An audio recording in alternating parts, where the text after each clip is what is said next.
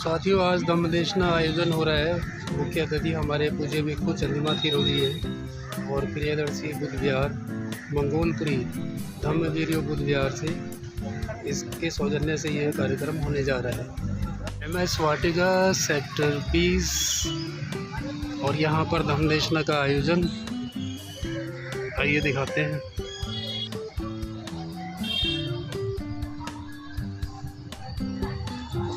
Stall लग चुके हैं।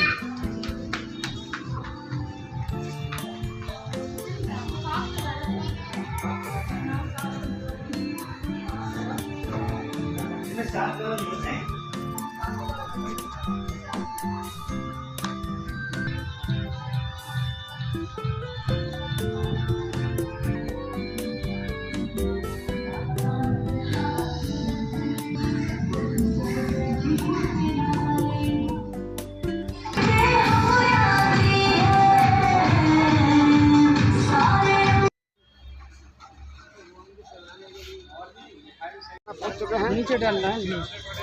MS वाटिका सेक्टर 21 रोहिणी और उपासक उपासिकाएं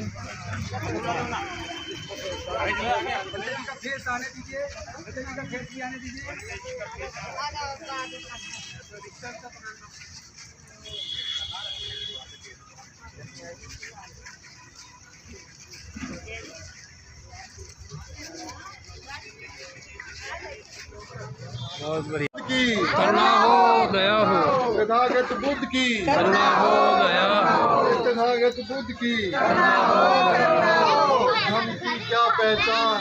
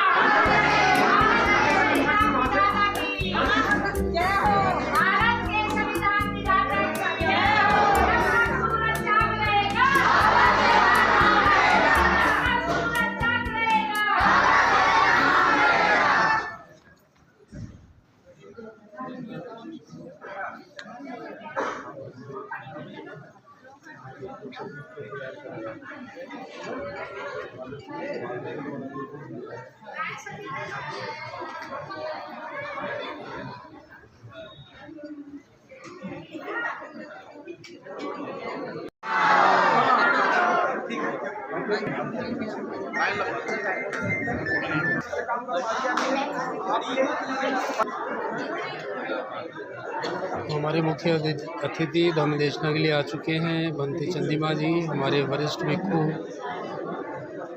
और अन्य भिक्षु, उपासक उपासिका।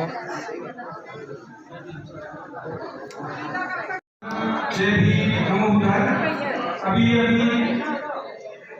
सर्वप्रथम भंते जी द्वारा 63 पद से ग्रहण करेंगे। उसके बाद भंते जी बोधन करेंगे। पंचशीलम धम्मं याचाम अनुगैन कृत्वा शीलं तेतुमे भंते द्वितीयांगे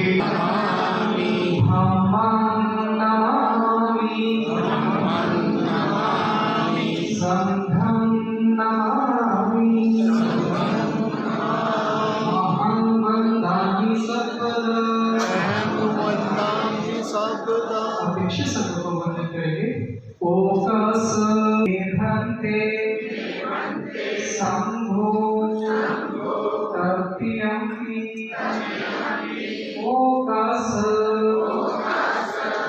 वन्दामि भन्ते संघो वरतया कृतं सब अपराधं क्षमतु मे संघो। 3 बार से झुका पचायो चत्तारो धर्मा वर्धन्ते आयु बलो सुखं फलं। साधु साधु साधु। पंचशीलम ब्रह्मं याचामि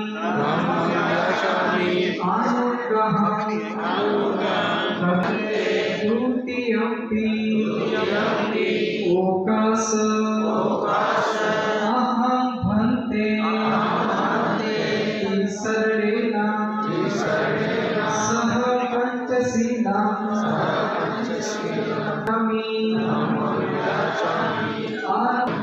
ओकाश अहं भन्ते। नमो तस्स भगवतो अरहतो सम्बुद्धस्स। भोजन के लिए जाते हुए भिक्षु संघ।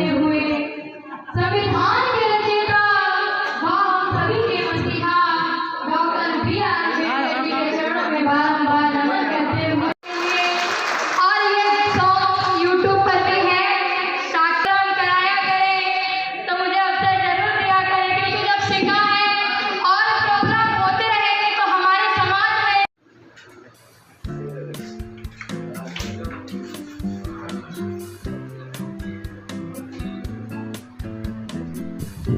में आपको जो बुद्ध का मूल सिद्धांत है उसे अपने जीवन में धारण करके फिर से बुद्ध में को बदलना पड़ेगा। अतः ही करो ना तो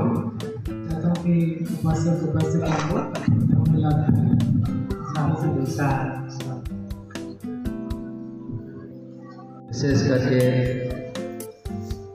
देशना का जो कार्यक्रम है भिक्षु संघ द्वारा होना है। मैं तो आशा कर रहे थे कि भंती जी के ही वचन सुनने को मिले, लेकिन थोड़ा सा टाइम दिया जा रहा है। हम लोग तो आप लोगों को हमेशा सुनाते ही रहते हैं, कुछ ना कुछ चलता रहता है, लेकिन गुरु जी के वचन सुनने को मिलता तो ज़्यादा समय हम लोग देना चाहेंगे कि गुरु जी का ज़्यादा समय मिले। और उद्देश्य है कि बुद्ध धर्म और संघ को ठीक से समझना है, उसके प्रति श्रद्धावान होना है, धर्म को ठीक प्रकार से समझना है ना। इसलिए तो हमने पूरा ये व्यवस्था की है, भंते जी को आमंत्रित किए। अभी भंते जी प्रवचन करेंगे, है ना। प्रवचन करने के बाद क्या होगा, प्रवचन सुनते समय हमको अच्छा लगेगा, है ना, सुनते समय, क्योंकि जो वाणी शांत प्रिय हो, शुद्ध वाणी हो, जब हमारे कानों में सुनने को मिलेगी तो जो हमारा चित्त है वो शांत होगा। शांति तो हमको महसूस होगी, लेकिन शांति महसूस होने के बाद क्या करना है, सबसे महत्वपूर्ण ये है कि जो धम्म होता है, धम्म की विशेषता होती है कि धारेतीति धम्मा, जो करुणा शीतल हृदयं पय्यापजोत विहत मोहतमं सनिरामन लोक गरुं वंदे सुगतं गतिभिमुत्तमम्।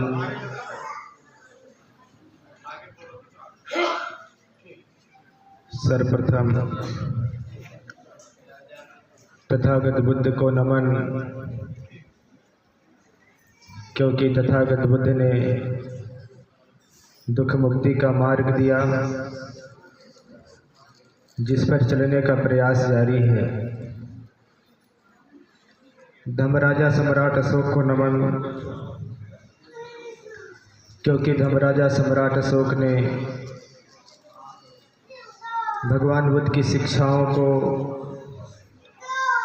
पूरी दुनिया में प्रचारित प्रसारित किया। परम पूज्य बोधिसत्व बाबा साहब डॉक्टर अम्बेडकर को नमन, क्योंकि बाबा साहब डॉक्टर अम्बेडकर ने इस देश को दुनिया का सबसे सुंदर संविधान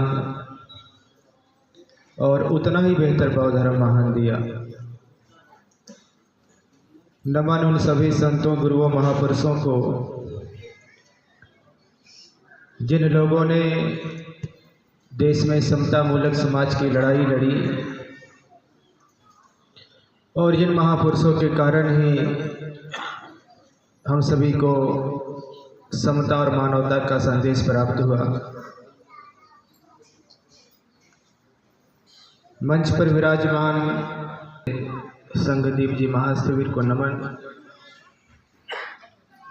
पूज्यवंते प्रियदर्शी जी, पूज्यवंते करुणा बोधी जी, पूज्यवंते ज्ञानरक्षित जी, पूज्यवंते निपान जी, इन चारों बनते लोगों को देखकर मुझे एक घटना याद आती है। एक बार एक उपासक मेरे पास आए। उन्होंने कहा कि बंते जी अपना शिष्य बना लीजिए। फिर उन्होंने बोला कि शिष्य बनने की कर्तव्य भी बता दीजिए। तो मैंने बोला कि सुबह 4 बजे जगना होगा, बुद्ध विहार की सफाई करनी होगी। का जन्म हुआ है। शाक्य मुनि गौतम बुद्ध उर्वेला के जंगलों में निरंजना नदी के किनारे एक पीपल के वृक्ष के नीचे ज्ञान प्राप्त किया। जब राजकुमार सिद्धार्थ वहां बुद्ध बने, तब से उस स्थल को बुद्ध गया और उस पीपल के वृक्ष को बोधि वृक्ष कहा जाने लगा। यदि आपको शाक्य मुनि गौतम बुद्ध के ज्ञान प्राप्ति के ऐतिहासिक सत्यता की जरूरत हो, आज सभी पारमिताओं की पूर्ति की हो। बुद्ध कहते उस व्यक्ति को जिसने स्वयं सभी धर्मों को जान लिया हो। बुद्ध कहते उस व्यक्ति को जिसका ज्ञान इतना व्यापक है कि उसकी ज्ञान की सीमा से छोटी वस्तु भी बाहर न हो, और बाहर न हो उसकी विशाल सहारा लिया जाएगा, भविष्य में तो तोड़ने वाले का नाम लिया जाएगा। पुष्यमित्र सुम ने यह आदेश जारी कर दिया कि जितने बुद्ध विहार हैं सब तोड़े जाएं। जितने स्तूप बने हैं अशोक ने बनवाए सब तोड़े जाएं। कहा कि जितने शिलालेख लगवाए गए हैं वो तोड़ दिए जाएं, स्तंभ तोड़ दिए जाएं। और इतना ही नहीं, कहा अशोक ने जो प्रचारक बनाए हैं, बौद्ध भिक्षु बनवाया है, जो बौद्ध भिक्षु लोग हैं, कहा कि 100 सोने के सिक्के दिए जाएंगे। तो राजज्ञा जारी हो गई। हमारे विहार, शिलालेख, स्तूप के साथ साथ हमारे भिक्षु मारे जाने लगे। भिक्षु मार दिए गए, धर्मस्थल समाप्त हो गया। जब भिक्षु मरे तो हमारे प्रचारक मर गए।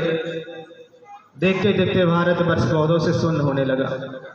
उसका जन्म हो गया, जिसको आप बहुत सम्मान के साथ बाबा साहब डॉक्टर अम्बेडकर कहते हैं। बाबा साहब आए और बाबा साहब ने बड़ी परिश्रम से, आप जानते हैं कि उन्होंने शिक्षा अर्जन किया और उन्होंने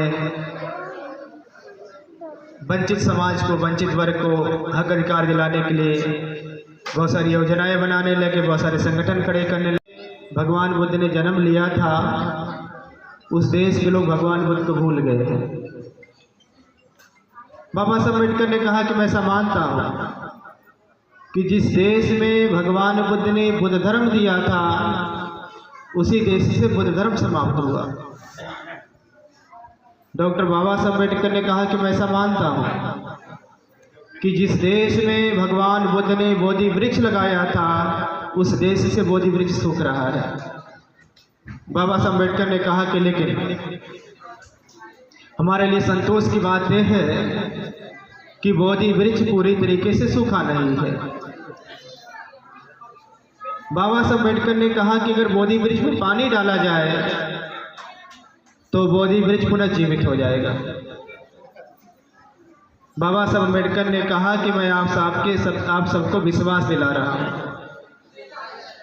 डॉक्टर बाबा साहब अम्बेडकर ने कहा कि मैं आप सबके सामने संकल्प ले रहा हूँ। डॉक्टर बाबा साहब अम्बेडकर ने कहा कि मैं प्रतिज्ञा कर रहा हूँ, वापस जाऊंगा और यहाँ से वापस जाने के बाद अपने लाखों लोगों को इकट्ठा करूंगा, उनको समझाऊंगा और उनको बताऊंगा और एक दिन लाखों लोग के साथ बोधि वृक्ष पे पानी डालूंगा, उसे जीवित करूंगा। डॉक्टर बाबा साहब वापस आए 14 अक्टूबर 1956 को नागपुर की पावन धरती पर अपने लाखों अनुयायियों के साथ बोधि वृक्ष पे पानी डाला, उसे जीवित किया। बाबा साहब अम्बेडकर ने बुद्ध धर्म की दीक्षा ली और वो दीक्षा 2500 साल के बाद हुई। 2500 साल के बाद महान क्रांति जब हुई देश में, तो पूरी दुनिया में दुनिया के जो बौद्ध राष्ट्र हैं उनके प्रधानमंत्री, उनके राष्ट्रपति बहुत खुश हुए। पूरे दुनिया के जो बौद्ध लोग बहुत खुश हुए। भारत में भी जो लोग बुद्ध धर्म के लिए कार्य कर रहे थे वो लोग बहुत खुश हुए। जगह जगह से बाबा साहब अम्बेडकर को बधाई संदेश आ रहा था। उन पत्रकारों ने कहा कि राहुल जी, बाबा साहब अम्बेडकर के धम्म क्रांति का भारत में क्या प्रभाव है, और कहा बाबा साहब अम्बेडकर के धम्म क्रांति को आप किस रूप में देखते हैं। उन पत्रकारों को जवाब देते हुए राहुल संस्कृताय ने कहा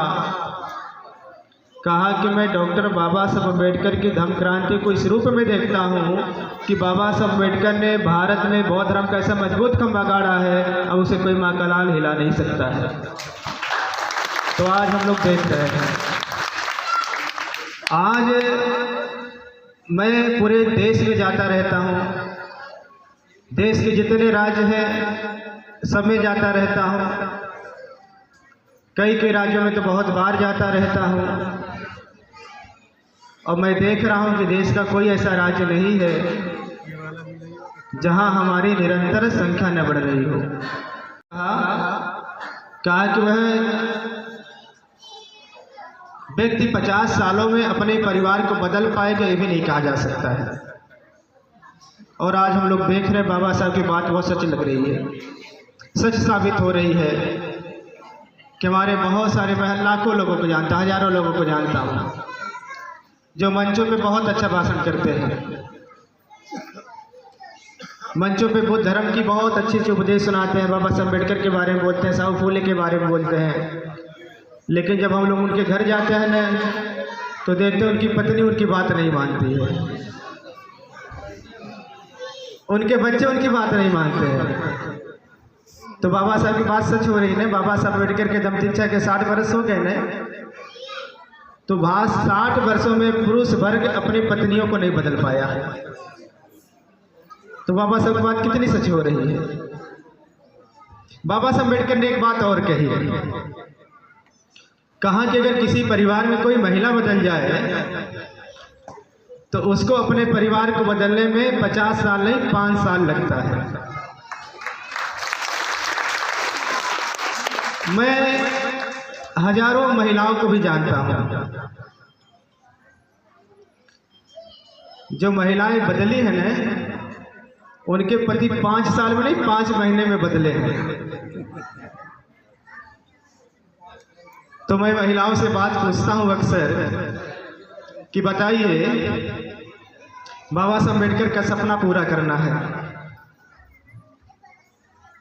इस देश को बौद्धमय बनाना है, तो आप ये बताइए, मैं माताओं से पूछता हूँ, बहनों से पूछता हूँ कि आप ये बताइए कि बाबा साहब का सपना पूरा करने के लिए हमें 50 साल लगाना है कि 5 साल लगाना है।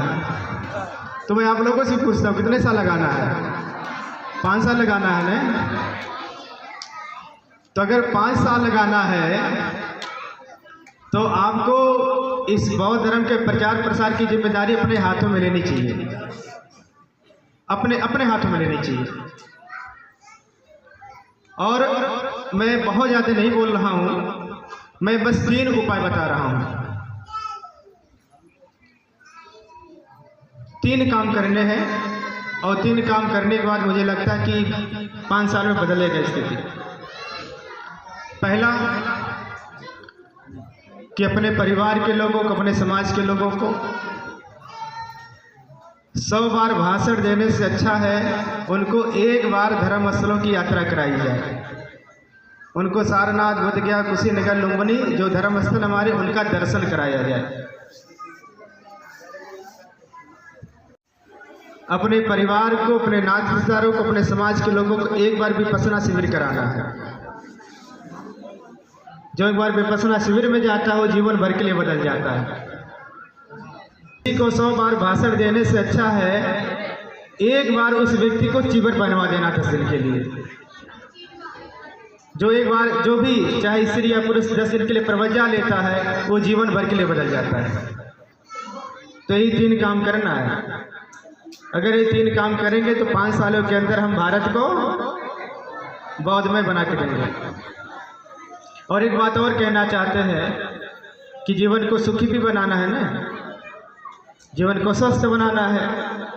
तो जीवन को स्वस्थ बनाने के लिए, सुखी बनाने के लिए 2 काम सबको करना है, चाहे स्त्री हो पुरुष हो। पहला कि हमारे यहाँ महीने में 4 व्रत आते हैं जिसको हम उपोषण कहते हैं, यानी उपोषण दिन आश्रशील पालन करना होता है। ऐसे हमेशा पंचशील होता है, लेकिन 3 शील बढ़ जाती है। 1 शील बढ़ता है कि 12 बजे के बाद एक पूर्णिमा आती है, अमावस्या आती है, 2 अष्टमी आती है। जिस दिन पूर्णिमा हो, जिस दिन अमावस्या हो, जिस दिन अष्टमियाँ हो, आपको क्या करना कि 12 बजे के पहले जो भी खाना खा लेना है, जितना खाना उतना खा लेना है, लेकिन 12 बजे के बाद फिर कुछ नहीं खाना है। कब तक नहीं खाना है? जब तक अगले दिन का सूरज न उग जाए, सूर्योदय न हो जाए।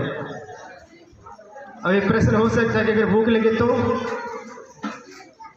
अगर नींबू पानी पीना है, अगर नींबू पानी पीने से भूख तो आपको लाल चाय बनाना, दूध वाला नहीं बनाना। दूध संपूर्ण आहार कहा जाता है, तो दूध वाला चाय नहीं पीना है, मतलब ब्लैक टी पीना है, काला चाय पीना है, नहीं करा लेंगे। और हम लोगों को बौद्ध देश में यह अंतिम सांस लेने के लिए सोचना चाहिए, बौद्ध राष्ट्र बना करके ये अंतिम सांस लेने के लिए सोचना चाहिए। तो आप ऐसा संकल्प लेकर के यहाँ जाइए। मुझे बहुत अच्छा लगा आप लोगों के बीच में आकर के, बहुत अच्छा लगा आप लोगों से मिल करके, बहुत अच्छा लगा आप लोगों को देख करके। मैं बुद्ध विहार धम्बीरियो पूज्य भंते धम्बीरियो बुद्ध विहार के जितने भी कर्ता धर्ता हैं, सहयोगी हैं, उनको बहुत धन्यवाद। और जो ये धम्मचारिका समिति उसको बहुत धन्यवाद। बंते जी के से मैंने एक रिक्वेस्ट किया कि बंते जी संगठन तो करता काम, लेकिन संगठन के लोग काम करते हैं। तो बंते जी ने हमको बताया है कि उपासक सूरजपाल जी का बहुत योगदान है। मैं चाहूँगा सूरजपाल, उपासक सूरजपाल जी खड़े हो जाएं। आप लोग इनको धन्यवाद दे दीजिए। इन्होंने बहुत परिश्रम किया है इस कार्यक्रम के लिए, बहुत धन्यवाद मान्यवर। इंजीनियर सतवीर कौशल जी कहीं हैं, मैं चाहता हूँ अगर हो तो भी खड़े हो जाएं, आप उनको भी धन्यवाद दे दीजिए सब लोग। अच्छा, वो पैसा इकट्ठा कर रहे हैं शायद, वो शायद सह कोषाध्यक्ष हैं। ऐसे उपासक को बनते जी खोज रहे हैं। करुणा बोधि बनते का बुद्ध विहार बन रहा है, कह रहे थे हमसे कि ऐसे उपासक की जरूरत मुझे भी है। तो आप लोग देख लीजिएगा, कोई मिलेगा तो बनते जी के पास भेज दीजिएगा उसको। इनको सरिया सीमेंट की बहुत ज़रूरत है। उपासिका तरुलता जी कहीं हैं क्या? उपासिका तरुलता जी देखिए उपासिका जी को आप धन्यवाद दीजिएगा। और असली कोष की मालिक उपासिका जी हैं, सब धन संपत्ति उनके पास है। तो उपासिका जी को बहुत धन्यवाद। उपासिका नालंदा जी कहीं हैं, उपासिका नालंदा जी कहीं हो तो उपासिका जी हाथ उठाइए। अच्छा, भी बहुत बड़े महान हैं, जिनके माध्यम से क्षेत्र की जनता को धम्म सुनने का अवसर प्राप्त हुआ है। आज इस क्षेत्र की जनता, रोहिणी क्षेत्र की जनता, अमन बिहार की जनता, सुल्तानपुरी मंगोलपुरी में इस प्रोग्राम को करने की अनुमति या सहयोग न मिला होता तो हम इस प्रोग्राम को नहीं कर पाते तो बंदे जी को आप सुन नहीं पाते। तो जो धम्म को सुनवाते हैं वो उससे भी बड़े हैं जो धम्म सुनवाने का काम किया है।